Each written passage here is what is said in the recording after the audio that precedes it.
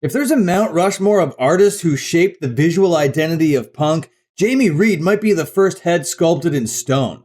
Who is Jamie Reid, you may ask? Well, Jamie Reid is the man who popularized this ransom note collage art style. An art style that would be adopted by millions of punk artists who couldn't actually draw, but still had a message to say. I would even argue we wouldn't be sitting here today discussing punk music if it weren't for Jamie's contributions to the culture. That's how strong they were. His art style, while maybe seen today as a bit cheap, simply just wasn't being done at the time. I may be so bold to call this man the Alfred Hitchcock of visual punk art. His techniques and aesthetic inclinations would become commonplace for anyone in the scene making flyers, zines, and album covers in the underground going forward. Today isn't gonna be a deep dive into everything he's ever done, but I do want to hit you with all the main beats as to why his crude, amateurish work is so damn important. You see, there are few people within punk who can say pretty much everyone on earth has seen their work. Jamie Reid is one of the few people who breathes that rarefied air, and most people don't even know his name, bro. Before designing the Sxx Pistols logo in 1977, Jamie was born in London, England in 1947. In the early 60s, he studied art at Wimbledon Art School and also at Croydon Art School. While studying at Croydon, Jamie would meet a very pivotal figure in his life, maybe somebody that would even change his life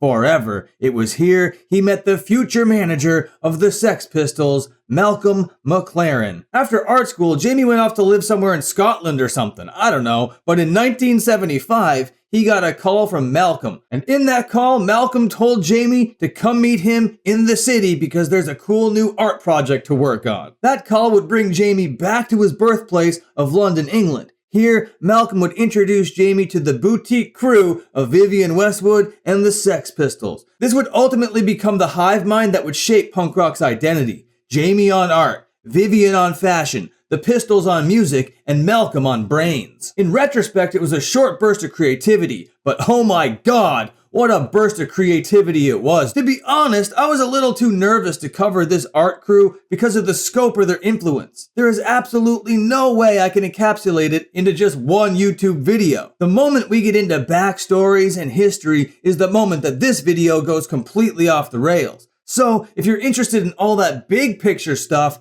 luckily for you, it's some of the most well-documented stuff in this entire subculture. So for now, we're just going to talk about Jamie Reid's art. If that's cool with you, smash like. While cranking out art pieces in London with his new collaborators, Jamie was asked to design the Sxx Pistols logo. To this day, this ransom-style stencil might be the most iconic logo in the entire genre. Somehow it breaks every rule in graphic design and typography, but where it shines is in the branding. Now, I know punk fans hate to hear that word, branding, but this logo establishes a very strong brand message and intent. The brand identity on display here is generational. It's rough and dangerous, but also inviting.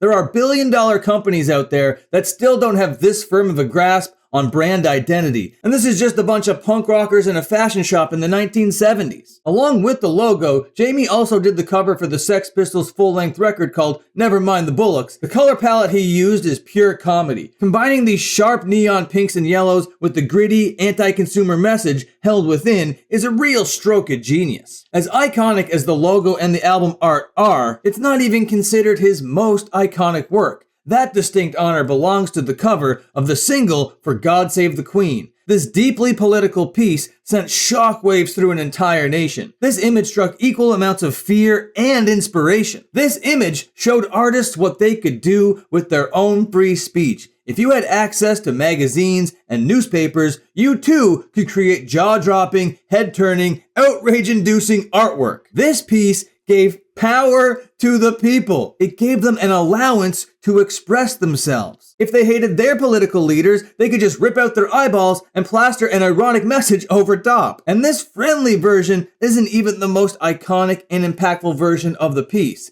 That award goes to this piece called God Save the Queen, Swastika Eyeballs. In this version, you may notice a big difference. The Queen has a safety pin through her nose. Oh, and also, she has swastikas for eyeballs. I don't think Jamie's being very subtle here. What do you think Jamie meant by this piece of artwork? Really open to interpretation, this one. If you have $18,000 laying around, you could get these versions of the Queen he painted in 2011. Jamie likes to use a lot of the same motifs in his artwork. He basically recreated this piece in 2017, this time to feature the head of the President of the United States of America at the time, Donald Trump. God save Trump, indeed, sir. Jamie's work far outreaches just punk. If it wasn't clear from his work, he cares deeply about political and social matters. Along with speaking out against capitalism and monarchism, he was also an activist involved in many causes, including environmentalism, LGBTQ+ rights, spiritualism, and druidism, among many other things. These involvements led to inspiring people well outside the punk movement. One inspiration that I found interesting was that of Lush soap.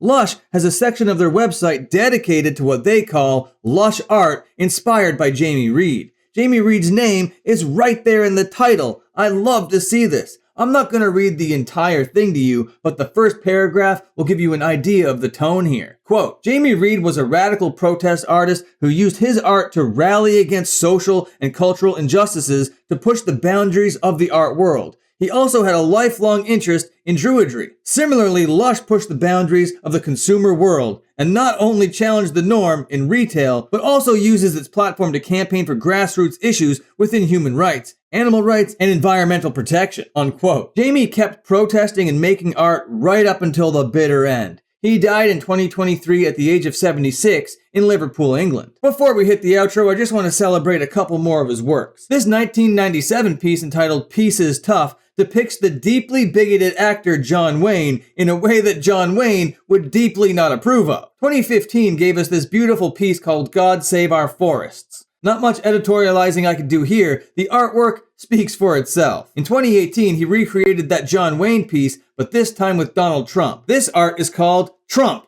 Peace Fucker. In 2019, Jamie told us how he felt about McDonald's in this work entitled Jamie Reid versus McDonald's. In 2020, Jamie simply asked the question, who killed Bambi? And in 2022, we get my personal favorite piece called Monster on Nice Roof. This piece might not seem political at first glance, but this is Jamie Reid we're talking about here. He's finally using metaphor and not just bashing us over the head with the obvious meaning. I'm not going to give you my interpretation, that kind of ruins it. Sit with it for a minute, let it speak to you, I'm sure it will. Monster on Nice Roof. Look at these colors. If Jamie wasn't Jamie Reid himself, I would definitely have critiques on his work. I may say stuff like, low-hanging fruit this, or lacks nuance that. But if I said those things, I'd basically be telling you that I lost the plot. This stuff only looks pedestrian because we have 50 years of context to compare it against. But that context itself might not actually exist had it not been for this specific human being's contribution. So, what came first, the chicken or the egg? Well, in this case, Jamie appears to be both the chicken and the egg. Don't get me wrong, there are other visual punk artists on his level, but there really aren't many. Can you name 5? I want to see. Comment them down below. Okay, thanks for watching or whatever.